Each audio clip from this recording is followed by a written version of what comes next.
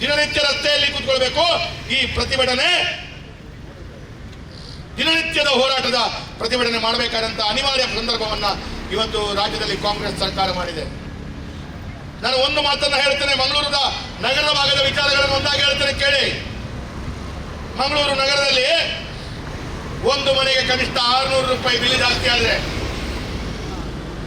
ಮಂಗಳೂರು ನಗರದಲ್ಲಿ ಒಂದು ಮನೆಗೆ ಕನಿಷ್ಠ 600 ರೂಪಾಯಿ ಜಾಸ್ತಿ ಆದ್ರೆ, ಸಣ್ಣ ಮಧ್ಯಮ ವರ್ಗದ 2 ಬೆಡ್ರೂಮ್ ಸಣ್ಣ 1000 ಸ್ಕ್ವೇರ್ ಫೀಟ್ ನ ಮನೆಗೆ ತಿಂಗಳಿಗೆ 600 ರೂಪಾಯಿ ಆದ್ರೆ, ಸರಿಸುಮಾರು 80,000 ಮನೆಗಳು ಮಧ್ಯಮ ವರ್ಗದ ಮನೆಗಳಿಗೆ 600 ರೂಪಾಯಿ ಆಗಿ ತಿಂಗಳಿಗೆ ಎಷ್ಟಾಯ್ತು ಲೆಕ್ಕ ಹಾಕಿ ರಾಘವರೇ ಕ್ಯಾಲ್ಕುಲೇಟರ್ ಅಲ್ಲಿ.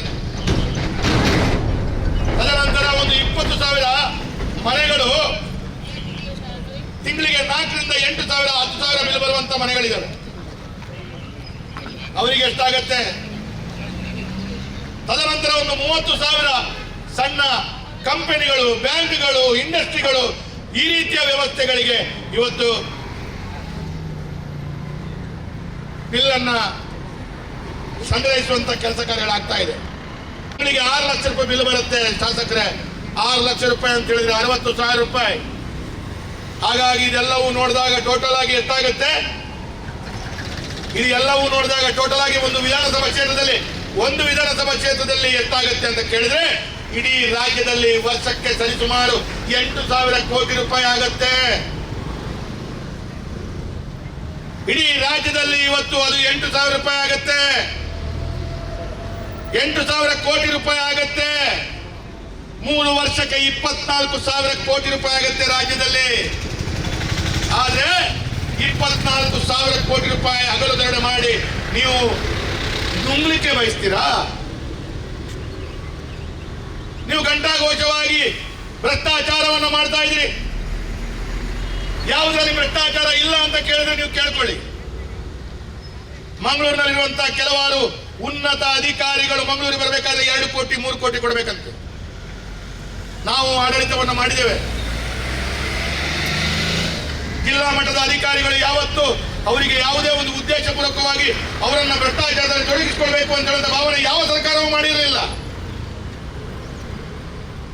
ಇವತ್ತು ಈ ರೀತಿಯ ಭ್ರಷ್ಟಾಚಾರ ಮಾಡುವಂತ ಕೆಲಸ ಕಾರ್ಯಗಳು ನೀವು ಮಾಡ್ತಾ ಇದ್ದೀರಿ. ಇವತ್ತು ನಾನು ಒಂದು ಮಾತನ್ನು ಹೇಳ್ತೇನೆ, ನೀವು ಜನರಿಗೆ ಮಾಡುವಂತ ವಿರೋಧ ಜನರು ಅರ್ಥಕೊಂಡಿದ್ದಾರೆ. ಇನ್ನು ಕೆಲವೇ ದಿನಗಳಲ್ಲಿ ಪೊಲೀಸ್ ಇಲಾಖೆಗೆ ಕೂಡ ಒಂದು ರೀತಿಯ ಕಷ್ಟದ ಪರಿಸ್ಥಿತಿ ಬರುತ್ತೆ. ಇನ್ನು ನಂತರ ಭಾರತೀಯ ಜನತಾ ಪಾರ್ಟಿ ಇದನ್ನು ಮನೆ ಮನೆಗೆ ತಿಳಿಸುವಂತ ಕೆಲಸ ಮಾಡುತ್ತೆ. ಇಡೀ ರಾಜ್ಯದಲ್ಲಿ ಜನರು ಎಚ್ಚೆತ್ತುಕೊಂಡು ಮನೆಯಿಂದ ಹೊರಗಡೆ ಬಂದು ಒಂದು ರೀತಿಯ ದಂಗೆತ್ತು ಮಾಡುವಂತ ಕೆಲಸ ಕಾರ್ಯಗಳಾಗತ್ತೆ. ಒಂದು ಕಡೆಯಿಂದ ಕೂಲಿ ಕಾರ್ಮಿಕರು ಪಾಪ ಕಣ್ಣೀರಾಗ್ತಾ ಇದ್ದಾರೆ, ಕೆಂಪು ಕಲ್ಲಿಲ್ಲ. ಒಂದು ಕಡೆಯಿಂದ ಮರಳಿಲ್ಲ. ಆ ಕೂಲಿ ಕಾರ್ಮಿಕ ದಿವಸಕ್ಕೊಂದು 800 1,000 ರೂಪಾಯಿ ಕೂಲಿ ಕಾರ್ಮಿಕನಾಗಿ ಹಣ ಪಡ್ಕೊಳ್ಬೇಕು ಅಂತ ಹೇಳಿದ್ರೆ ಅದಕ್ಕೂ ಕೂಡ ಅವಕಾಶ ಇಲ್ಲ. ಕೂಲಿ ಕಾರ್ಮಿಕನಿಗೆ ಅದಿಲ್ಲ ಆದ್ರೆ ನಿನ್ನೆ ಒಬ್ರು ಸಿಮೆಂಟ್ ವ್ಯಾಪಾರಿ ಹೇಳ್ತಾರೆ, ಶಾಸಕರೇ 20% ಸಿಮೆಂಟಿನ ವ್ಯಾಪಾರ ನಮಗೆ 80% ಹೋಗಿದೆ.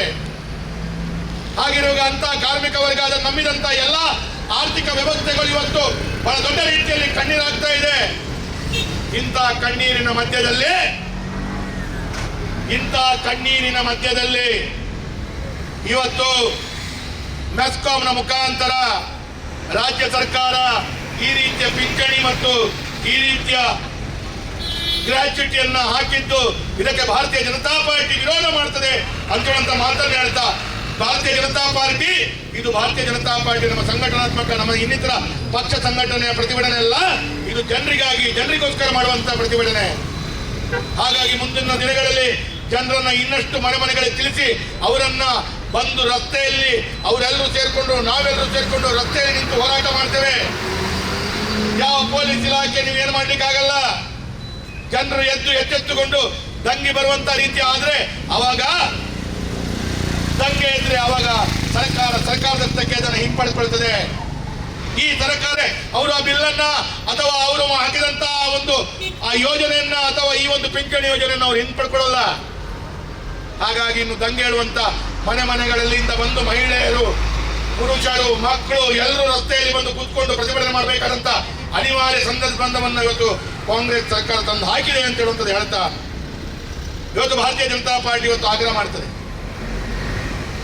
ನಾಳೆ ನಾಡ್ದು ಕಾಂಗ್ರೆಸ್ನ ನಾಯಕರು ಪತ್ರಿಕಾ ಹೇಳಿಕೆಯಲ್ಲಿ ಕೊಡ್ತಾರೆ, ವೇದವ್ಯಾಸ ಮಂತ್ರಿಗೆ ಏನು ಗೊತ್ತು, ಇದು ಬಿಜೆಪಿ ಹಾಕಿದ್ದಲ್ಲ ಅಂತೇಳಿ ಹೇಳ್ತಾರೆ. ಅವರು ಕಳ್ಳರು ತಪ್ಪಿಸ್ಕೊಳ್ಳಿಕ್ಕೆ ನಂಬರ್ 1 ಕಳ್ಳರು. ಮಾಡುದು ಅನಾಚಾರ, ಹೇಗೆ ತಪ್ಪಿಸ್ಕೊಳ್ಬೇಕು ಅಂತ ಹೇಳೋ ರೀತಿಯಲ್ಲಿ ಒಂದು ದಿವಸಕ್ಕೆ ಒಬ್ಬೊಬ್ಬ 500 ಜನರ ಪತ್ರಿಕೆಗೋಷ್ಠಿಗೆ ಮಾಡಿ ಜನರನ್ನ ಮಂಡೆಯಲ್ಲಿ ಹಾಕ್ತಾರೆ. ಅದು ಬಿಜೆಪಿ ಮಾಡಿತ್ತು ಅಂತೇಳಿ ಹಾಕ್ತಾರೆ. ಅದಕ್ಕೆ ನಾವು ಹೆದರಲ್ಲ.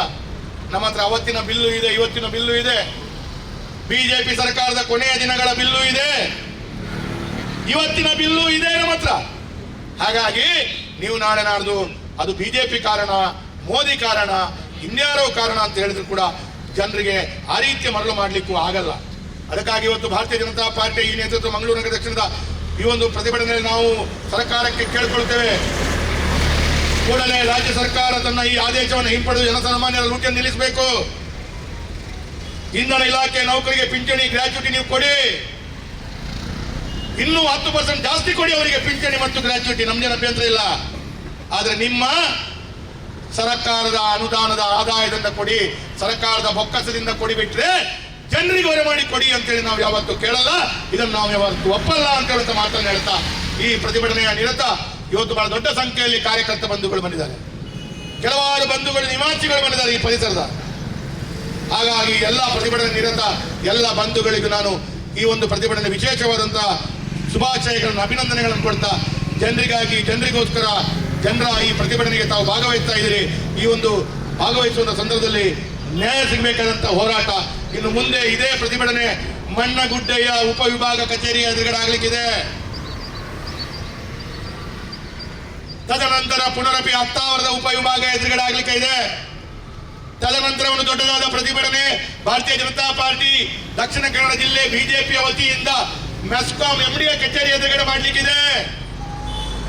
ಹಾಗಾಗಿ 4 ಪ್ರತಿಭಟನೆಗಳನ್ನು ಇವತ್ತು ಕೈಗೆತ್ತಿಕೊಂಡಿದ್ದೇವೆ. ಈ ಎಲ್ಲಾ ಪ್ರತಿಭಟನೆಯನ್ನು ಯಶಸ್ವಿ ಮಾಡುವಂತ ಜವಾಬ್ದಾರಿಗಳು ಮಂಗಳೂರಿನ ನಾಗರಿಕರದು, ಮಂಗಳೂರಿನ ಜನತೆದು ಅಂತ ಹೇಳ್ತಾ ಈ ಪ್ರತಿಭಟನೆಗೆ ಬಂದಂತ ಎಲ್ಲ ಗೌರವಾನ್ವಿತ ಹಿರಿಯ ಕಿರಿಯ ಬಂಧುಗಳಿಗೆ ವಂದನೆಗಳನ್ನು ಹೇಳ್ತಾ ನನ್ನ ಮಾತುಗಳನ್ನು ಮುಕ್ತಾಯಗೊಳಿಸ್ತೇನೆ. ಬೋಲೋ ಭಾರತ್ ಮಾತಾ ಕಿ.